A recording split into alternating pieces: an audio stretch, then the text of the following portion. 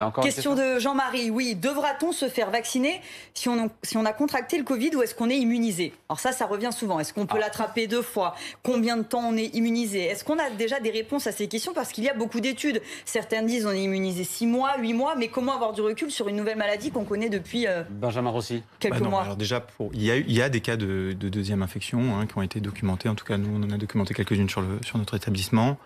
En général, la deuxième infection n'était pas grave. Et donc ça, c'est déjà quand même des éléments qui sont rassurants. Parce qu'on a développé des anticorps?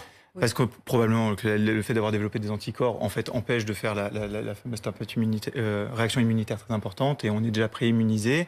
Donc il y a des gens qui ont une deuxième infection et souvent c'est des patients qui sont peu ou pas symptomatiques, qui sont probablement donc contagieux, qui peuvent être des vecteurs et de transmission du virus, mais qui en général ne font pas de forme grave. Donc ça, les deuxièmes infections qu'on a vues, c'est principalement ça, et c'est la problématique qu'il y a avec le vaccin, puisque s'il donne un petit peu le même type d'immunité que l'infection, il peut protéger des formes graves. Donc ça c'est quand même une bonne nouvelle parce que c'est ce qui nous embête avec le Covid, mais il peut ne pas empêcher la circulation du virus.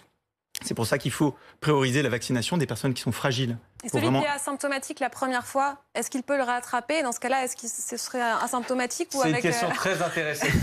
Oui, les infections des patients les gens qui ont été positifs avec une PCR asymptomatique que j'ai eu l'occasion de prendre en charge et de ce qu'on a vu un peu dans la littérature, en général, font des infections, ils sont peu ou pas asymptomatiques également.